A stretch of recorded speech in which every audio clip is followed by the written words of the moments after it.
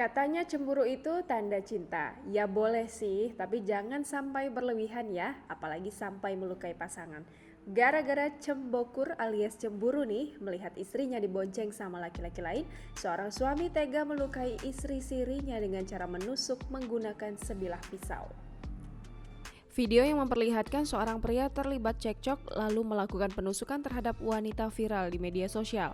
Belakangan diketahui hubungan antara keduanya adalah pasangan suami istri. Si pria adalah IR berumur 33 tahun, sedangkan pasangannya adalah RM berusia 25 tahun. Meskipun sempat kabur ke Garut, pelaku akhirnya berhasil diringkus setelah video penusukannya viral di media sosial.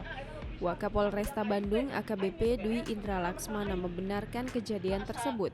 Dari informasi yang didapat, penusukan tersebut terjadi sekitar pukul 14.12 waktu Indonesia Barat.